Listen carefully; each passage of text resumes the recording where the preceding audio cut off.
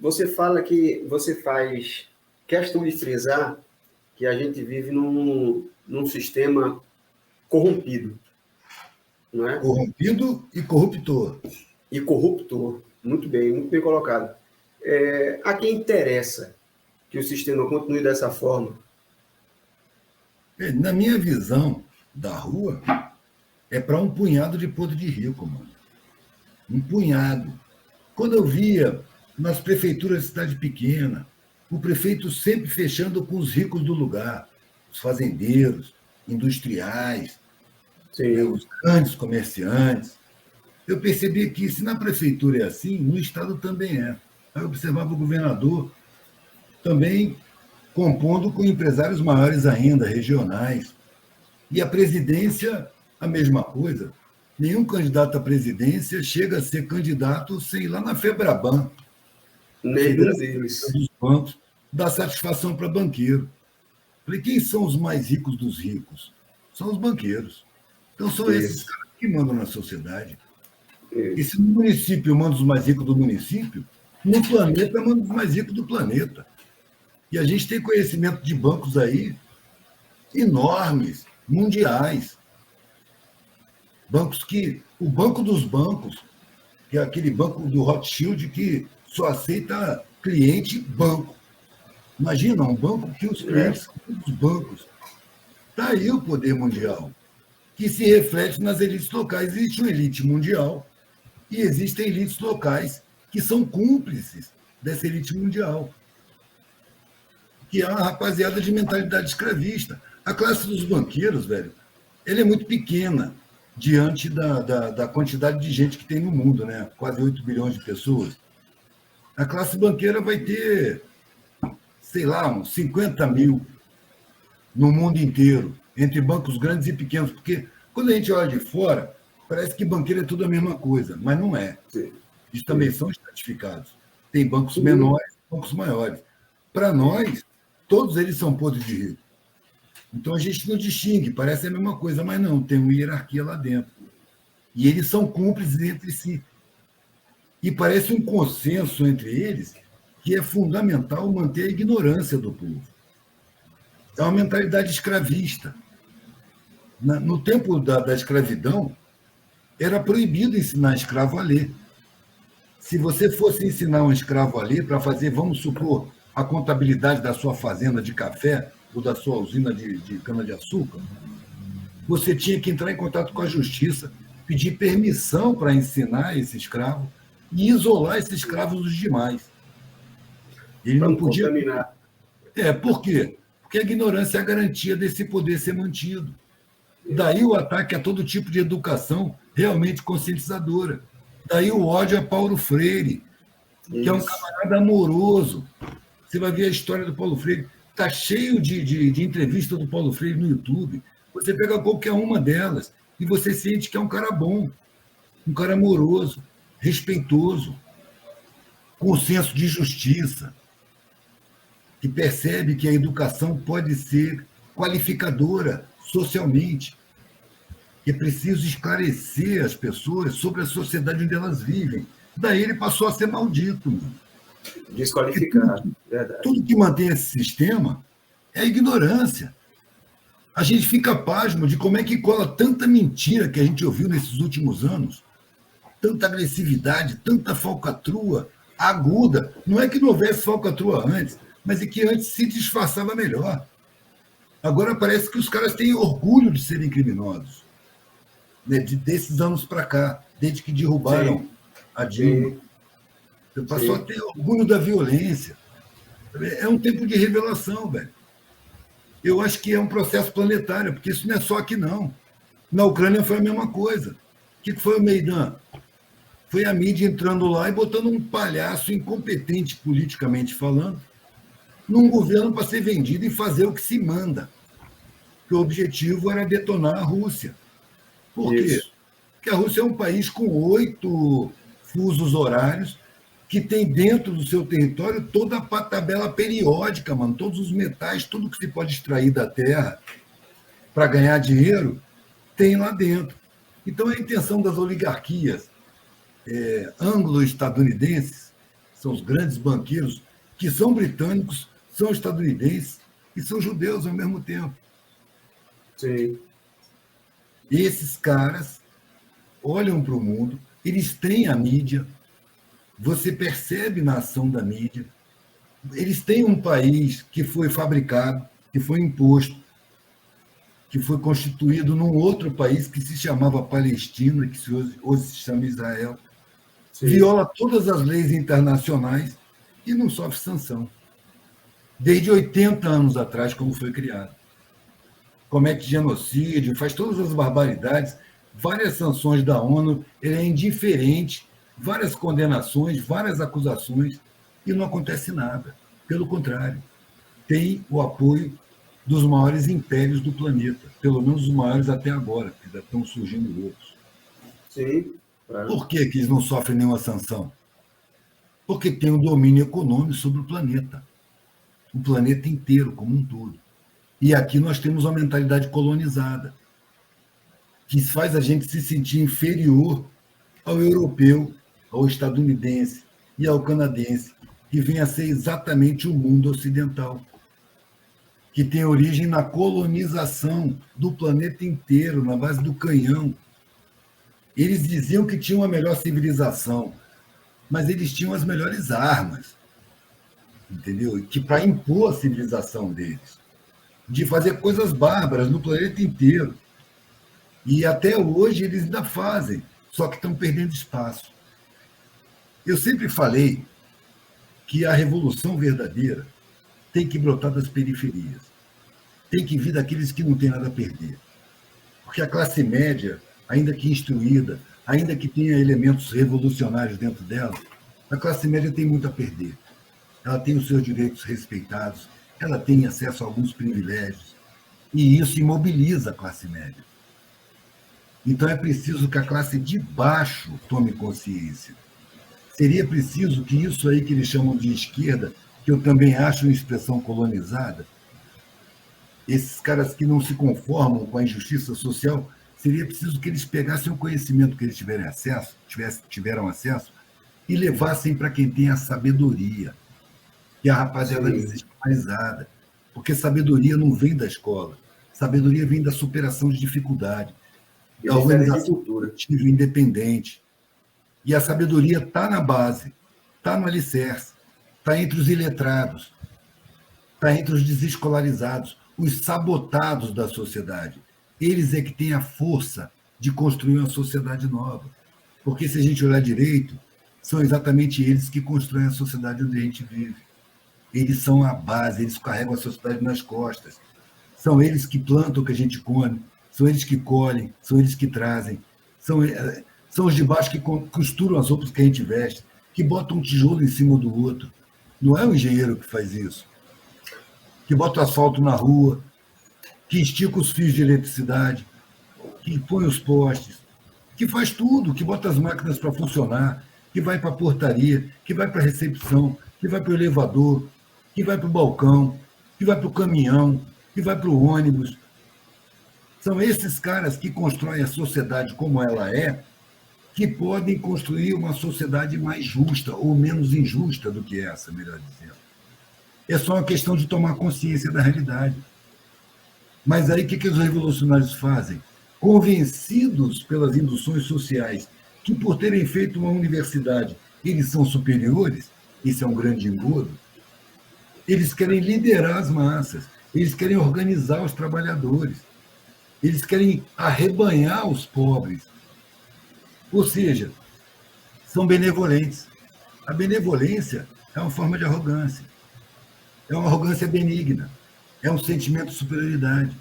E essa superioridade ela é induzida na universidade.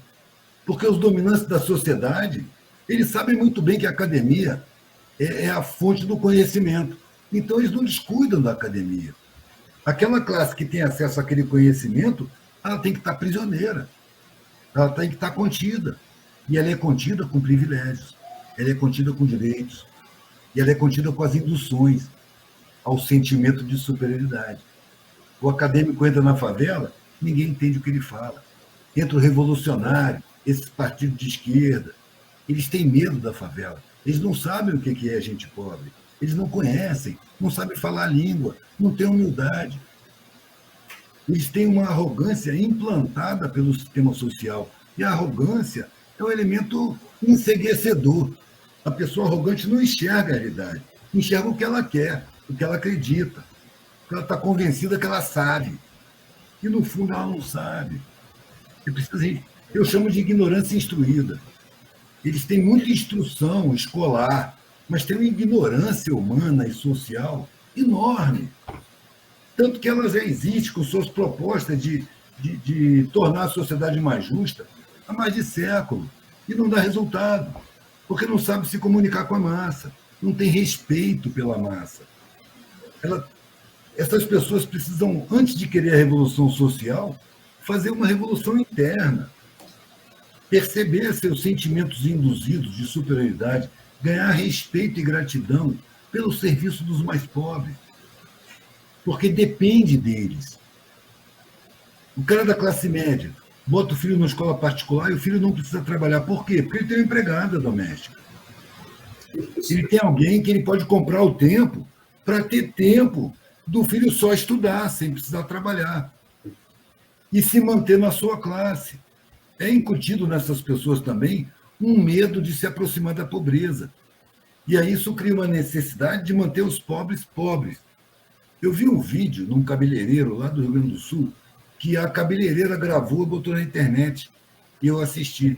E estavam duas mulheres debaixo daquela coisa, aquela estufa que bota na cabeça, uma conversando com a outra e dizendo assim: a minha empregada falou que a filha dela está se formando em psicologia. Quando ela me falou, eu senti um frio na barriga. O primeiro pensamento que me veio é: quem vão ser os empregados dos meus filhos? É uma indução escravista. Ela acha natural ter uma pessoa pobre servindo ela. Ela não enxerga, como eu enxergava, que eu estava usufruindo de uma pessoa que foi roubada nos seus direitos. Um garçom de cabeça branca, que via me servir playboy na mesa com meus colegas. Eu ficava constrangido, mas os meus colegas não aceitavam o questionamento. Cara, a gente está sendo servido por um coroa, mano. A gente que tinha que estar servindo ele. E os caras diziam: você é um cara estranho, velho. Você é um cara meio doido. O mundo é assim. Você devia dar graças a Deus ter nascido onde você nasceu. Isso, e não entre eles. Praticamente você é impedido de questionar a sociedade quando você usufrui de privilégios. O que é privilégio, mano? É você ter empregado? Ter jardineiro? Ter motorista? Essas pessoas todas tinham direito de acessar a universidade e ter uma boa formação. Eles foram roubados desse direito. E se você tem todos esses empregados, você está usufruindo da injustiça social. Essa é uma ideia incômoda. As pessoas reagem. E como não tem argumento, partem para o insulto, para a agressividade. Comunista! É o xingamento da hora, né? As pessoas ninguém sabe nem o que é ser comunista. Pois é, as pessoas xingam você de comunista sem saber o que é comunista. Mas é... Você é comunista? Eu falei: não, cara. O comunista é um cara que tem uma hierarquia, que se baseia na intelectualidade. O que leu mais é um quadro mais preparado, então ele manda, o resto tem que obedecer. A estrutura do comunismo hoje é hierárquica e militarista. Então, ela não tem como se estabelecer. É preciso traduzir essas coisas e agir de modo afetivo, de modo respeitoso.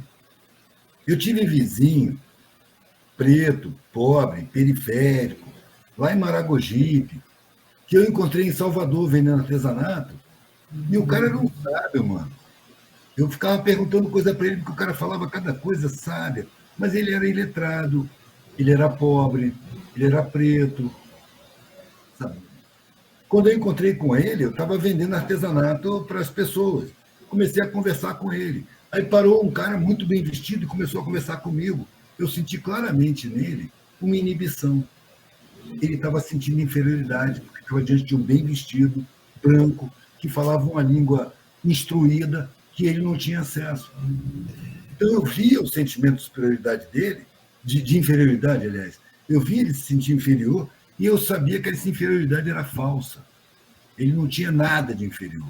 ele foi sabotado na escolaridade, mas ele tinha uma capacidade de superação, ele tinha uma criatividade, ele tinha uma resistência, uma visão de mundo que superava a de qualquer acadêmico que eu tivesse conhecido. No entanto, ele se sentia inferior. E o que acontece é que esse pessoal que se diz ou se pretende revolucionário aceita o sentimento de inferioridade dele como real. E aí quer ditar normas para esse cara. Enquanto se tivesse humildade, iria sentar e ouvir esse cara para aprender o que ele tem para dizer, que era muita sabedoria. Então, essa ingenuidade das esquerdas, essa sujeição inconsciente aos valores induzidos, atrapalha a comunicação e não permite que governos de esquerda tenham realmente apoio popular. Porque quem consegue apoio popular é a mídia, que sabe falar a língua de cada classe social. Eu conheci um moleque numa favela lá no Rio, Falete, eu morei ali. Ele tinha contato com o diretor da Globo e ele vendia gírias novas para esse cara. Ele chegava lá com uma palavra nova que nasceu na favela, dizia para o cara e o cara dava uma grana para ele. E levava para onde? Para o uso do inimigo, velho. Para falar, a Globo falar a língua da favela. Novelas e tal. Muito mais inteligentes do que as esquerdas. Muito mais. Muito cara demais. Pois é. Eu tenho... Assim, eu acho errado, mano. Eu acho precário a gente falar de direita e esquerda, sabe? A gente tinha que falar de mercado financeiro, que é a direita, e de interesse popular, que é a esquerda. O que é direita e esquerda? Velho? É um parlamento francês, país colonizador, cruel, dos piores, onde à direita estavam os nobres, o sangue azul, os caras que tinham descendência, pedigree. E do lado esquerdo estavam os ricos, os banqueiros, os burgueses. De povo ali não tinha nada. De povo ali não tinha nada.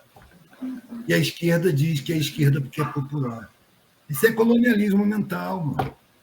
Não tem que escapar disso daí. Até porque esquerda na favela é um nome já sujo. Falta criatividade, adaptação. Eu me lembro que muitos anos atrás teve uma novela em que tinha um revolucionário ali típico, que usava os jargões da esquerda. O povo unido jamais será vencido. Mas em que momento da novela ele aparecia? No momento que tinha o romance, que estava todo mundo louco para ver o romance, aí o cara chegava atrapalhando. O povo unido jamais será vencido. Ou seja, estava induzindo a população a ter antipatia por esses jargões. Isso. E eu via que os esquerdistas, os sindicalistas, os caras de partido, não levavam isso em conta e continuavam repetindo os mesmos jargões, que já estavam repelidos inconscientemente pelo povo. Não se renovavam, porque não enxergavam o seu próprio colonialismo mental. Por que esses caras acham que a filosofia nasceu na Grécia, mano? Se a China era uma civilização com escrita, enquanto os gregos nem eram gregos. Eram neandertais batendo pedra para acender fogueira e morando dentro de caverna. Os sumérios, sabe, tantas civilizações que houveram. Os gregos foram aprender filosofia no Egito, no norte da África, em outros povos. Mas por que para a academia, a filosofia inicial é a grega? Porque Grécia é Europa, e a Europa é um continente colonizador. É uma forma de manter a mentalidade colonizada, inclusive dos instruídos. Se você não fizer a revolução interna, você não é capaz de fazer a revolução social. É muito simples para mim. Por isso eu trabalho nas periferias e usando um linguajar mais acessível, mais fácil. O Einstein dizia isso.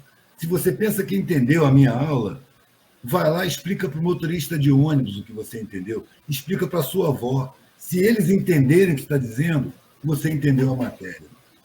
Porque tudo é possível ser dito na língua em que todo mundo entende.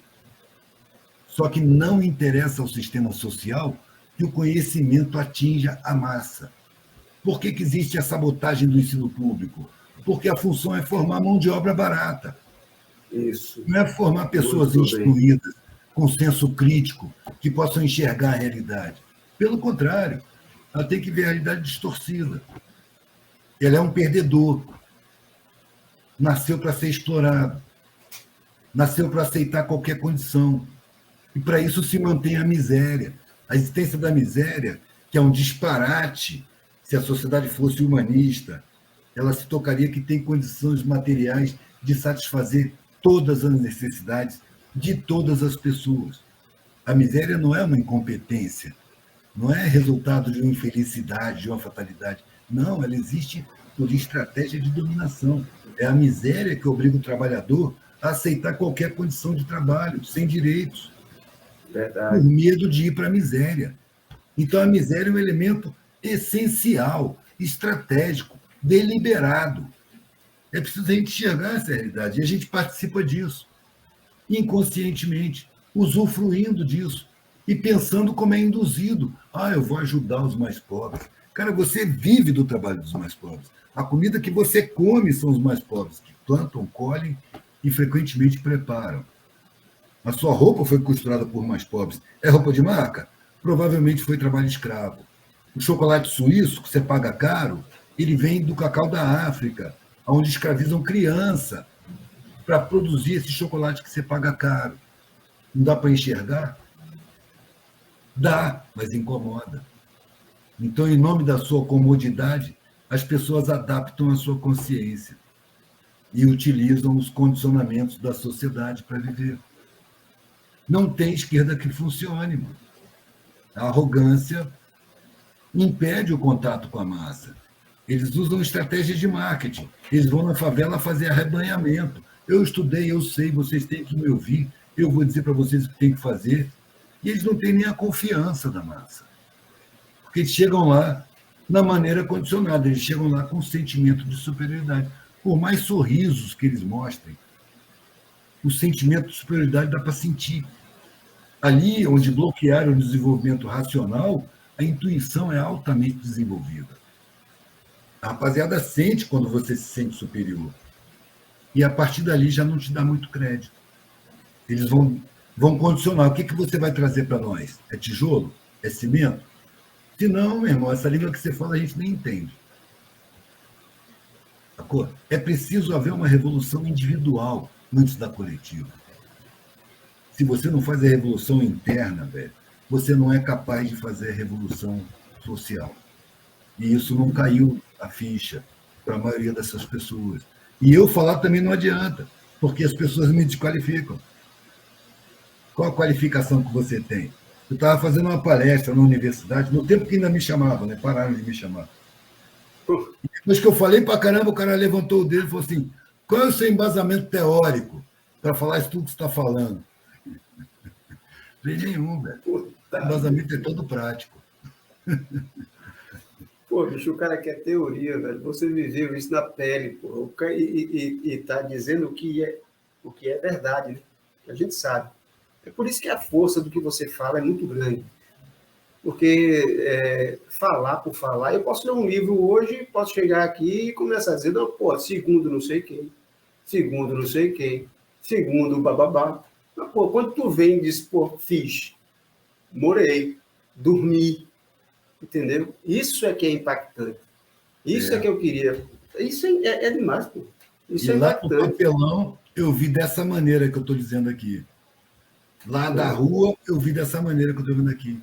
Sendo roubado pelo Estado da minha mercadoria, pela Guarda Municipal, o antigo Rapa, eu estou enxergando que o Estado é meu inimigo. Eu estou enxergando as coisas que elas são. Eu tinha a sensação, velho, quando eu estava lá na classe média alta até os 18 anos, que a sociedade era uma farsa, que o que eu vivia era teatral. Eu ia para os lugares e todo mundo se preocupava com o meu bem-estar, todo mundo me amava, todo mundo me considerava, mas todo mundo era pago para isso. Não era sincero. Não era pelo que eu era pelo que eu representava socialmente. Eu sou o filho do coronel, eu sou o playboy. Sabe? Então, eu tinha a sensação de que o mundo era falso comigo. E quando eu fui para o papelão, viajar de carona, acordar com butinada de polícia, ser suspeito nos bairros. Aí eu percebi que o mundo estava sendo sincero comigo. Agora ninguém finge mais para mim. Não tem mais sorriso interesseiro para o meu lado. Agora, qualquer pessoa que me sorri está sendo sincera. Isso. Porque eu virei um merda social. E aceitei a pesca. Muitas vezes eu ouvi, você para mim é um merda, porque eu tinha argumento, mas eu era um insignificante social, inferior, um ralé. E quando quando o cara não tem argumento, vai apelando, né? Ainda mais quando ele é superior socialmente a você. Não tem argumento, ele vai apelar, vai ele vai comprar sua mercadoria, ele está ali gastando e você chega vendendo artesanato. Então você, para ele, está no nível do mendigo. Aí ele quer questionar o seu trabalho, que o meu trabalho já ia pensamento. Ele quer questionar e eu tinha mais profundidade. E mostrava para ele que ele estava falando uma bobagem. E ele ficava sem argumento, e em seguida veio o insulto. E com o tempo, como se repetia muito, você para mim é um merda, e eu não queria me aborrecer com isso, porque eu entendia muito bem essa colocação, eu respondia, pode crer, merda orgânica. Merda orgânica, um ótimo adubo.